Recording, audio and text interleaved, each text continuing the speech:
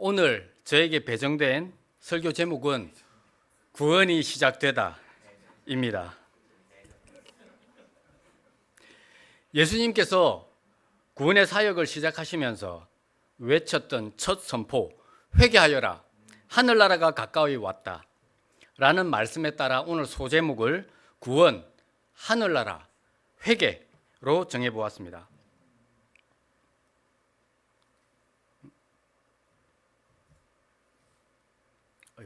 얻은 걸 눌러야 되지.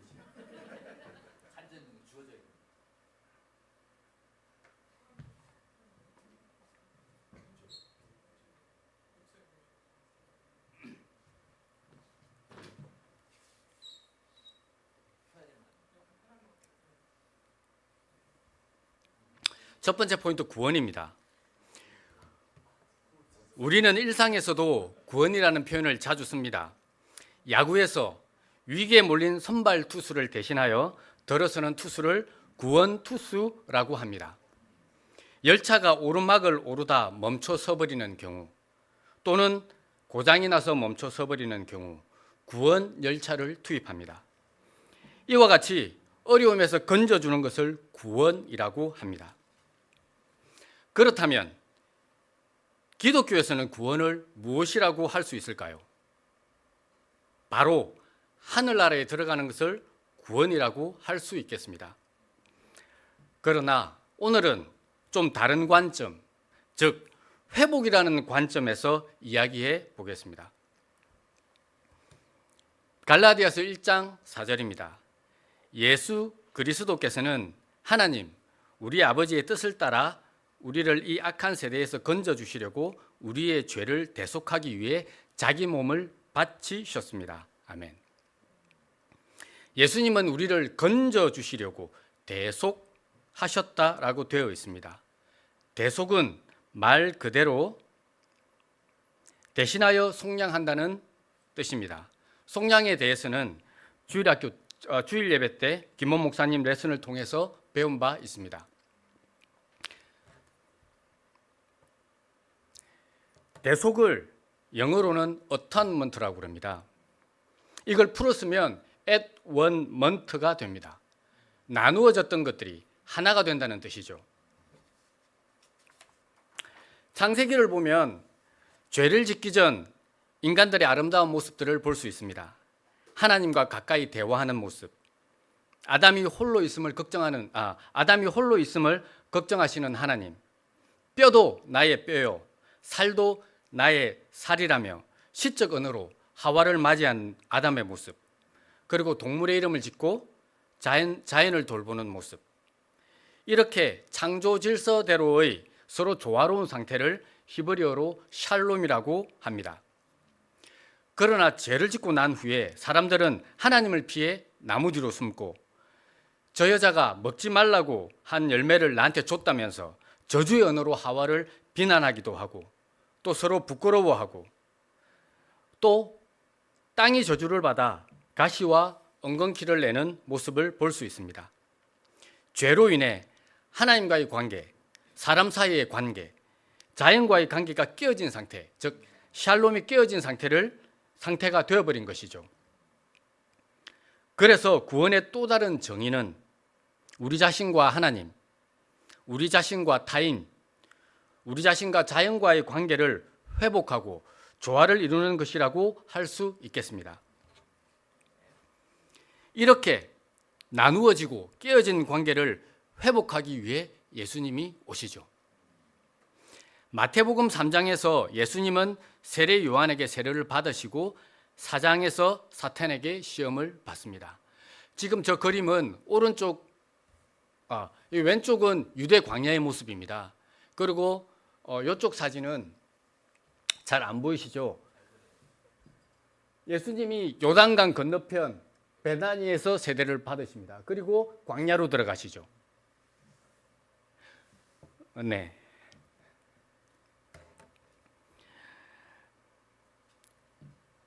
예수님이 시험받은 이야기는 마태, 마가, 누가복음에 나오지만 마가복음에는 시험을 받았다라는 언급만 있습니다. 그런데 마태 누가복음에는 그 시험 내용이 자세히 나오지만 순서가 약간 다릅니다. 오늘은 마태복음의 순서를 따르겠습니다. 신학자들은 예수님이 이 시험을 통과하면서 깨어지고 나누어진 관계를 회복하였다고 말하기도 하는데 제가 소개해 보겠습니다. 첫 번째 시험은 돌들로 빵이 되게 하라입니다. 빵을 오래 두면 돌이 됩니다. 돌만큼 딱딱해지니까요. 그러나 돌을 오래 둔다고 빵이 되지는 않습니다. 돌들로 빵이 되게 하라라는 말은 기적을 보여보라는 것이죠. 기적은 자연의 법칙과 어긋나게 일어나는 일입니다. 예수님은 사탄이 요구하는 기적을 거절하시면서 인간과 자연과의 관계를 회복하였다고 말합니다. 두 번째 시험은 성전 꼭대기에서 뛰어내려 보아라입니다. 사람이 많이 모여 있는 거룩한 성전에서 뛰어내렸는데 천사들이 붙들어줘서 다치지 않았다면 사람들이 그것을 보고 예수님을 높이려 들겠죠. 인간이 인간 위에 서는 관계, 그런 관계 속으로 들어오라고 유혹하는 사탄의 시험을 이기시면서 바른 인간관계를 회복하였다고 말합니다. 세 번째 시험은 엎드려 절하라입니다. 절하면 온 세상을 다 주겠다는 겁니다. 그러나 예수님은 하나님만을 경배해야 한다면서 거절하시죠. 이 시험을 이기시면서 하나님과의 관계를 회복하였다고 말합니다. 예수님이 회복하신 하나님과의 관계는 오직 하나님만을 섬기고 순종하는 것입니다.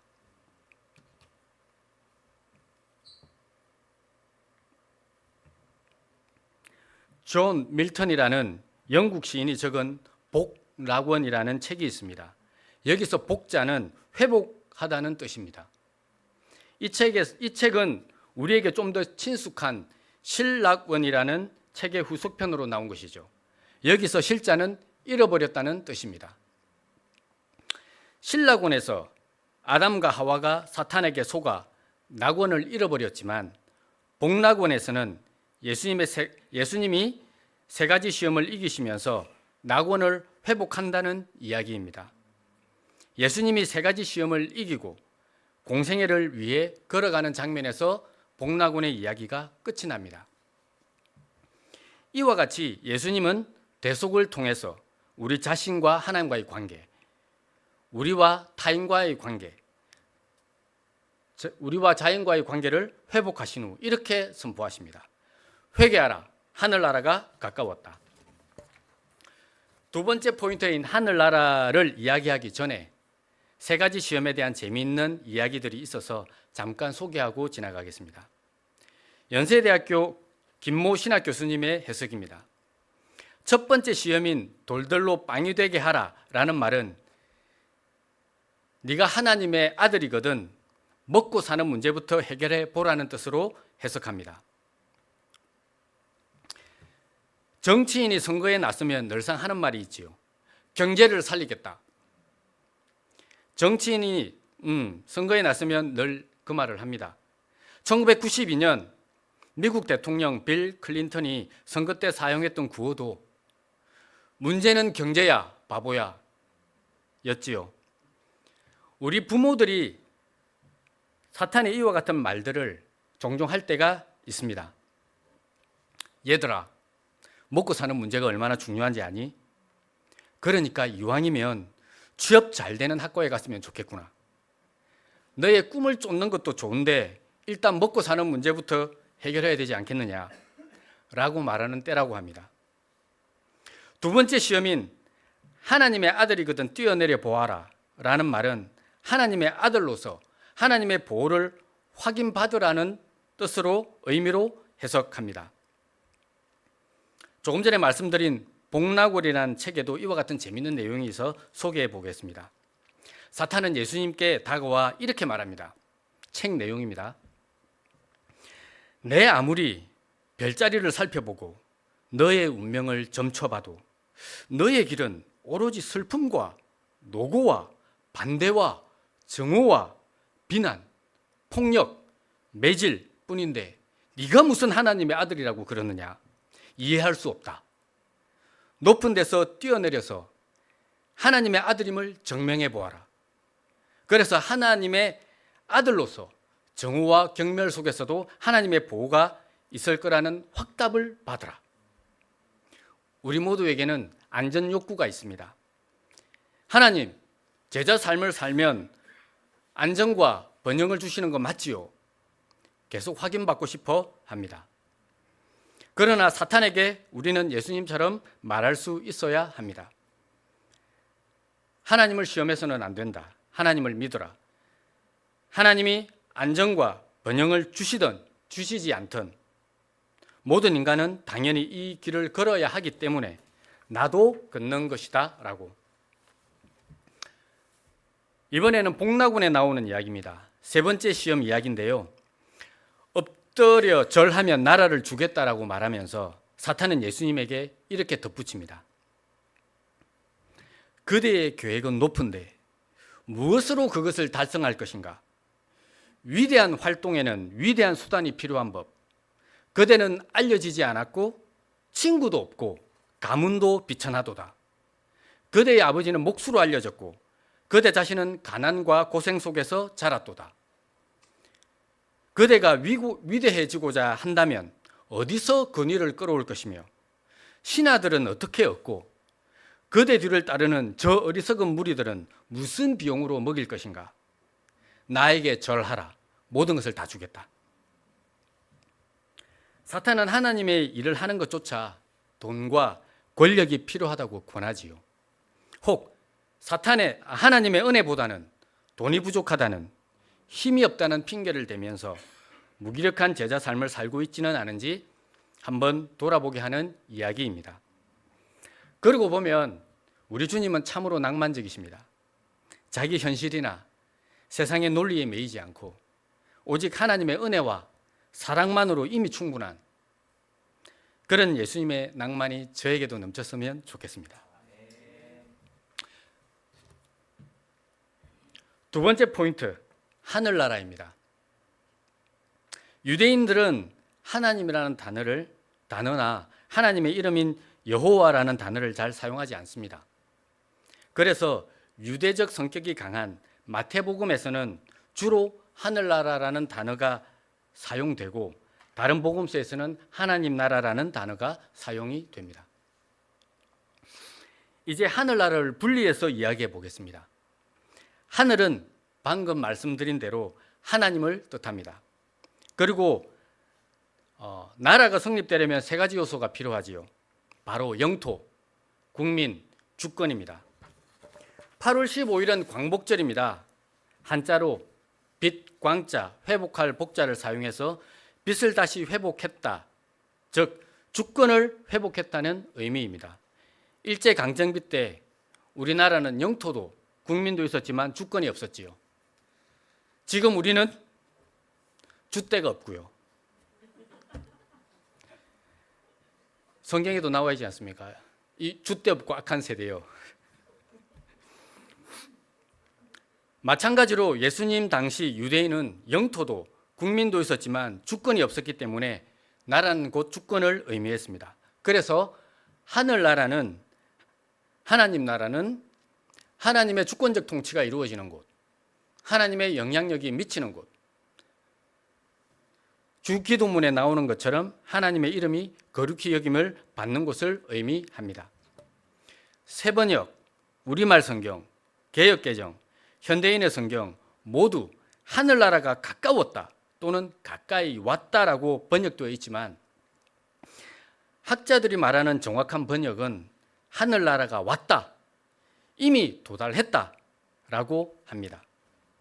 실제 메시지 성경에는 하나님 나라가 여기 있다라고 번역하고 있고 코람데우 성경을 확인해 보니 가까이 왔다라는 단어가 현재 완료형이라고 설명되어 있더라고요. 저 세상, 즉 우리가 죽어서 가는 하늘나라가 아니라 바로 이 세상, 즉 우리가 사는 이 땅에 하늘나라가 온 것이죠. 구약의 선지자들, 특히 제가 좋아하는 아모스가 소망하고 기대했던 하늘나라는 공의가 물처럼 정의가 마르지 않는 강처럼 흐르는 세상, 그런 세상이 예수님과 더불어 이 땅에 왔습니다. 전에 TV에서 학자들이 우리나라 민주주의에 대해 이야기하면서 우리나라는 고도로 발전된 민주주의를 가지고 있지만 그 민주주의가 집 앞에서, 직장 앞에서 멈춰서 버렸다고 이야기를 했습니다. 우리에게 하늘나라가 왔습니다. 우리에게 하나님이 통치하시는 나라가 이미 도달했습니다. 하나님의 말씀이 움직이는 삶이 우리 앞에 놓여 있습니다. 그래서 앞에서 말씀드린 민주주의처럼 하늘나라가 혹 우리 집 앞, 우리 직장 앞에서 멈춰 서버린 것은 아닌지 한번 생각해 봤으면 좋겠습니다. 하나님의 통치가 우리 집까지는 왔지만 우리 부부관계, 자녀관계 앞에서는 멈춰 서버린 것은 아닌지, 하나님의 말씀이 우리 친구관계, 연인관계 앞에서 더 이상 영향력이 없어져 버린 것은 아닌지 스스로 한번 생각해 보는 시간을 가졌으면 좋겠습니다. 마태복음 25장에 보면 예수님은 약한 자를 섬기는 것이 하나님을 섬기는 것이라고 말씀하십니다. 저는 사무실에서 하나님을 섬깁니다. 사무실에 출근하면 도움이 필요한 사람을 살피고 돕는 것으로 하나님을 섬깁니다. 위로나 격려든 마음의 도움이 필요한 사람에게 다가가는 것으로 하나님을 섬깁니다. 야고보서 1장을 보면 고아와 과부, 즉 약자를 돌보는 것이 하늘나라 시민이 해야 할 경건한 일이라고 말합니다. 저는 호프에 또 조금 기부하지만 외부 단체에도 정기적으로 기부하면서 조금이나마 약자를 돌보는 일에 참여하고 있습니다. 제 주머니에는 항상 현금이 들어 있습니다. 퇴근하다가 구걸하시는 분을 뵈면 얼마만큼이라도 드립니다. 사랑의 반대말은 무관심이라고 하지요. 우리가 주중 예배 때 예수님과 가난한 사람들이라는 내용으로 배웠듯이 우리 주변의 가난한 사람들에게 관심을 끊지 않는 것도 그들을 사랑하는 방법 중에 하나라고 생각합니다. 한 번은 퇴근하다가 주머니에 현금이 많이 들어있어서 그걸 모두 털어드린 적이 있는데 돌아서서 생각해 보니까 아까운 생각도 들고 또 한편으로는 뿌듯한 마음도 들었습니다. 마태복음 6장에는 오른손이 하는 걸 왼손이 모르게 하라고 되어 있는데 주고 나서 이런 생각, 저런 생각이 든다는 것은 오른손이 한 것을 왼손이 너무나 잘 알고 있다고 생각이 되어서 이제는 죽어도 내가 준 것을 금방 잊어버릴 만큼의 금액만 드리고 있습니다.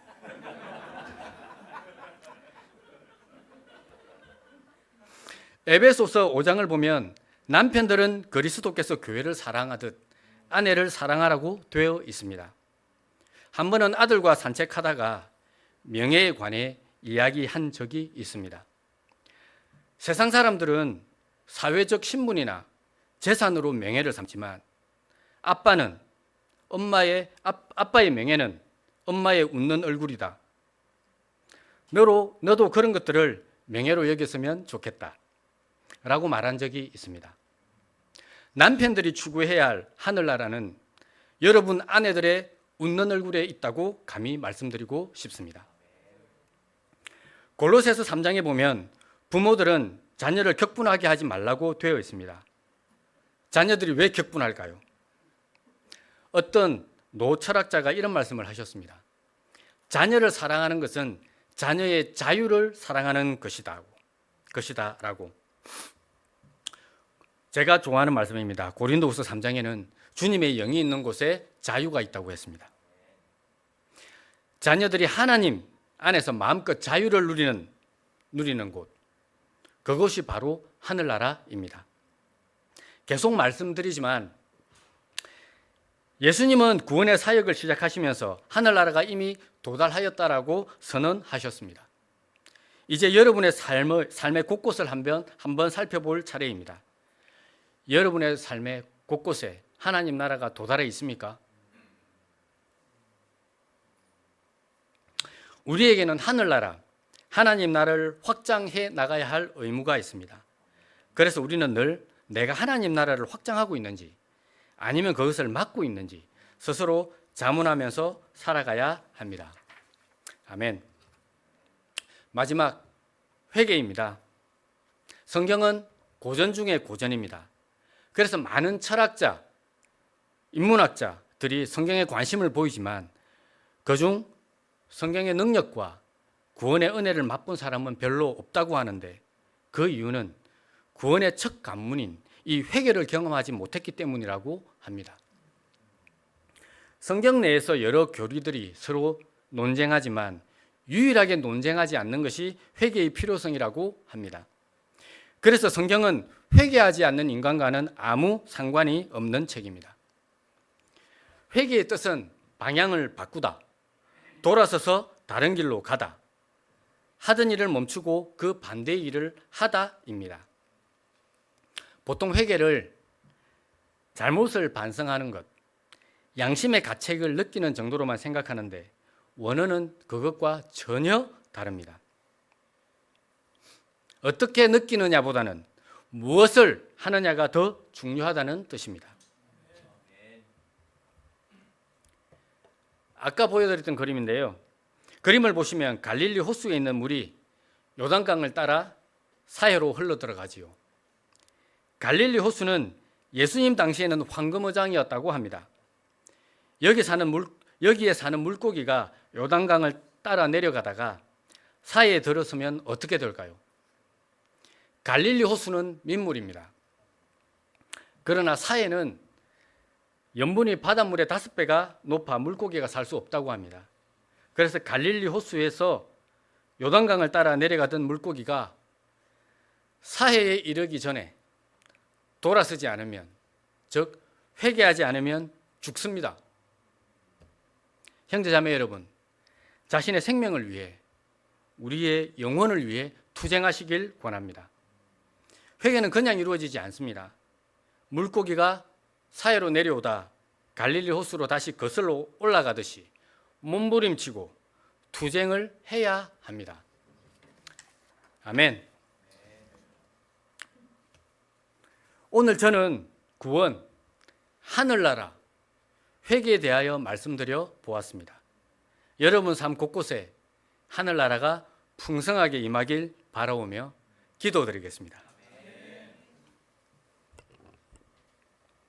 하나님 아버지, 예수님은 구원의 공생애를 시작하시면서 하늘나라가 임했다고 선포하셨습니다.